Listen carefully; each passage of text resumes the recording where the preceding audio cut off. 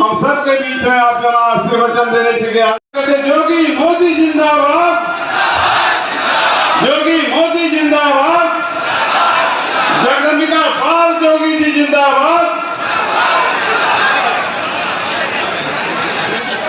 आप सबके बीच में हमारे थी वही प्रशासन है, केवल नेतृत्व बदला। मोदी जी ने योगी जी को जिम्मेदारी दी तो 24 घंटे बिजली देने का काम सिद्धार्थनगर पूर्वांचल प्रदेश में देने का काम किया। आज आपके प्रयास से गोरखपुर, खलीलाबाद,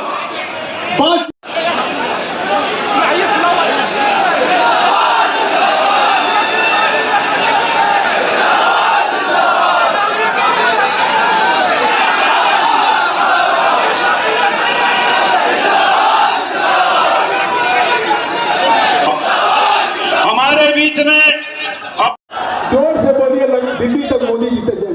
अब की बार फिर एक बार। और सिद्धार्थनगर में क्या होगा? सिद्धार्थनगर में क्या होगा हम नहीं सुन पा रहे हैं। महाराज जी, आपके आशीर्वाद से, आपके विकास में जो 7 साल में आपने किया उसकी नींद है। ये जो डेमोग्राफी है यहाँ की, 1 लाख से भी जीतना मुश्किल था।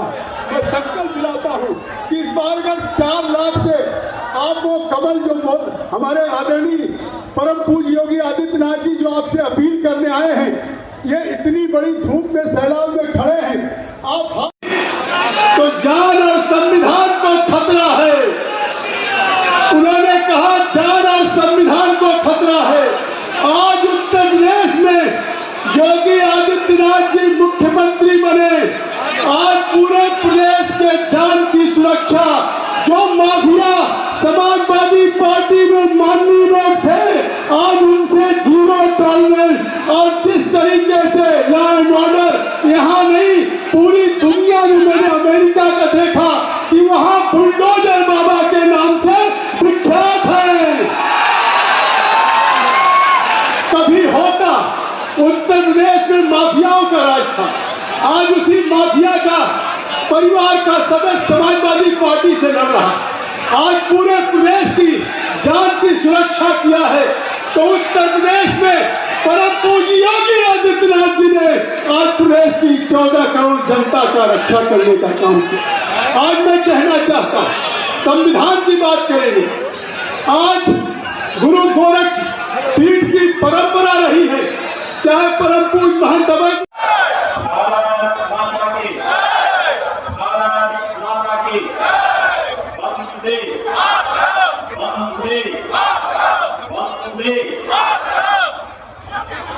उत्तर प्रदेश सरकार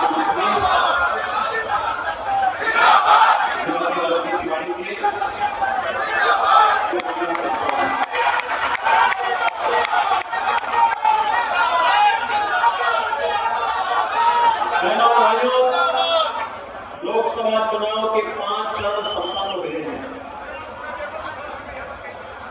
2 चरण बाकी है, जिसमें छठे चरण में आपको भी मतदान करना है। लेकिन पूरे देश के अंदर अलग अलग राज्यों में जाने का मुझे अवसर प्राप्त हुआ है, और पूरे देश के अंदर जो लहर है, जो नारे गूंज रहे हैं, जनता जनार्दन के मन में जो भाव है, जो उनकी भावनाएं हैं, उसको देख के मैं कह सकता हूं कि 4 जून के परिणाम के बारे में किसी को भी रवि भर भी संदेह नहीं है, क्योंकि पूरे देश के अंदर एक ही नारा गूंज रहा है, एक ही संकल्प गूंज रहा है, और वह है कि फिर एक बार डोगरियागंज की भाषा में बोलो, फिर एक बार,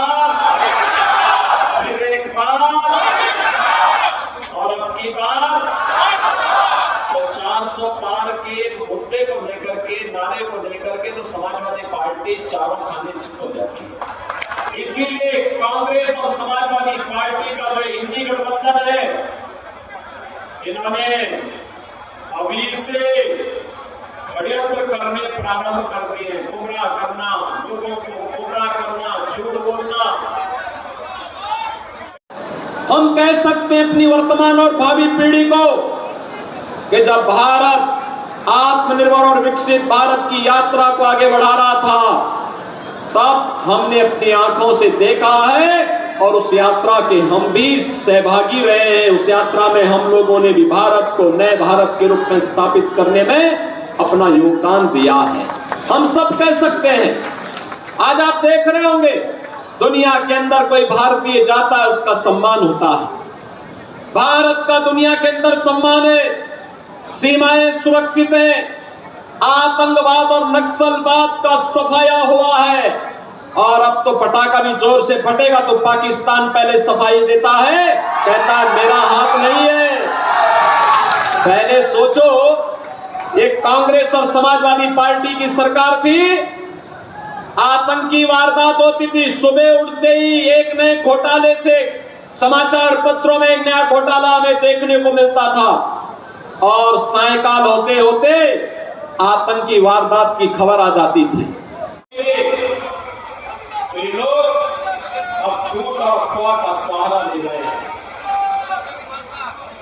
झूठ और अफवाह के अलावा इनके पास कोई दूसरा मुद्दा नहीं, क्योंकि जनता भी जानती है कि समाजवादी पार्टी और माफिया का तो चोरी दामन का संबंध है। दोनों में एक दूसरे से न करके देखा ही नहीं जा सकता। प्रदेश का हर माफिया और समाजवादी पार्टी के साथ संबंध रखता है और समाजवादी पार्टी की उसके साथ संवेदना होती है।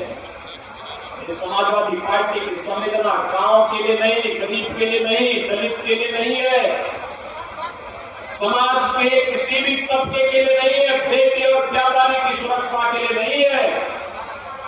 इनकी संवेदना तो माफिया के प्रति है और इसलिए माफिया के प्रति इनकी संवेदना को देखते हुए जनता जनार्दन इनको पूरी तरह खारिज कर चुकी है।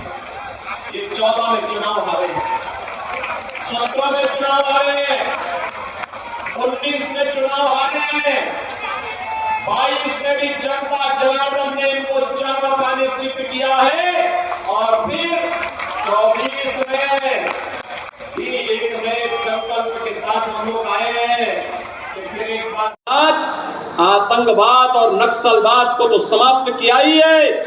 मोदी जी के नेतृत्व में आज पटाखा भी फट जाए ना तो ये पाकिस्तान सबसे पहले सफाई देते हुए कहता कि साहब मेरा हाथ नहीं है, क्योंकि पाकिस्तान को मालूम है कि नया हिंदुस्तान है, ये उसे मालूम है नया भारत है, छेड़ेगा नहीं। लेकिन अगर कोई छेड़ेगा तो उसको छोड़ेगा भी नहीं। और इसीलिए वह अब भारत को छेड़ने में, भारत के अंदर किसी भी प्रकार की गतिविधि को आगे बढ़ाने में भयभीत होता है। उसको मालूम है जैसे उसने किया, भारत के बहादुर जवान एयर स्ट्राइक और सर्जिकल स्ट्राइक के लिए हमेशा तैयार बैठे हैं। बहनों और भाइयों, एक तरफ सुरक्षित भारत और दूसरी तरफ विकसित भारत की परिकल्पना को साकार किया जा रहा है। याद करिए, सिद्धार्थनगर, गोरखपुर से सिद्धार्थनगर होते हुए बलरामपुर मुझे अक्सर जाना होता था और मुझे 6 से 8 घंटे लगते थे। सड़कें खराब थी, चलना फिरना बहुत मुश्किल था। लखनऊ नहीं जा सकते थे, गोरखपुर नहीं जा सकते थे, बस्ती नहीं जा सकते थे, नेपाल नहीं जा सकते थे, बलरामपुर नहीं जा सकते थे। हर ओर की सड़कें खराब थी।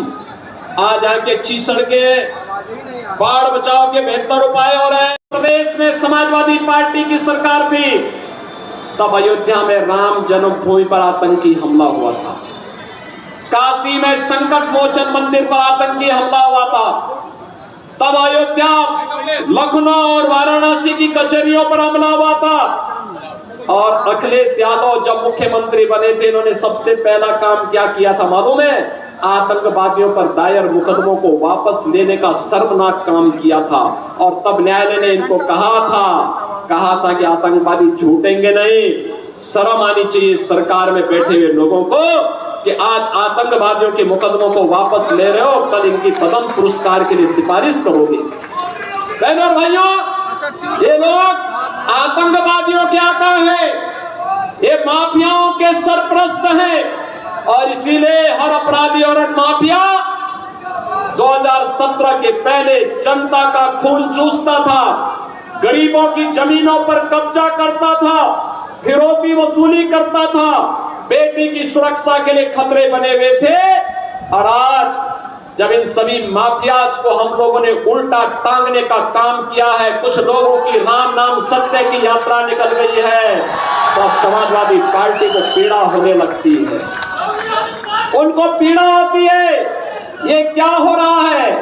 ये किसी गरीब के साथ इनकी संवेदना नहीं है, किसी दलित के साथ इनकी संवेदना नहीं है, इनकी संवेदना माफिया के प्रति है। तो गरीब कल्याण भी है।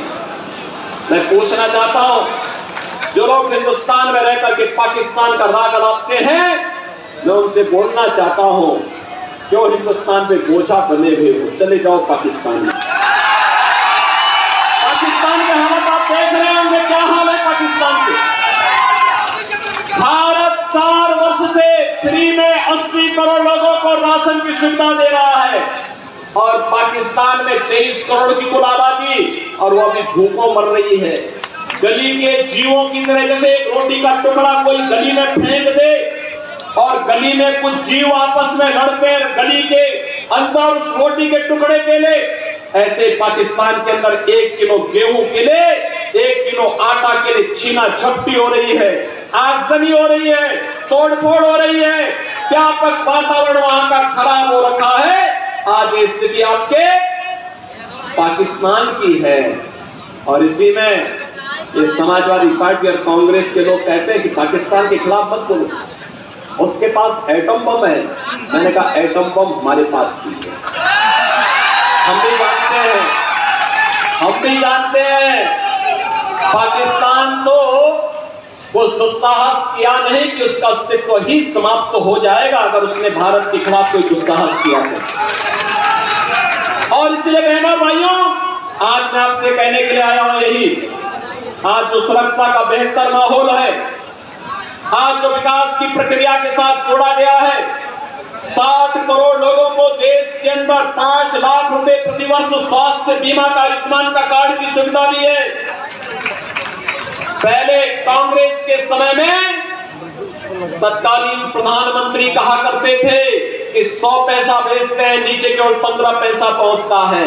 आज ये स्थिति नहीं है, आज तो आपके पास जनधन अकाउंट खुल चुके हैं, पैसा लखनऊ या दिल्ली से आता है, सीधे आपके अकाउंट में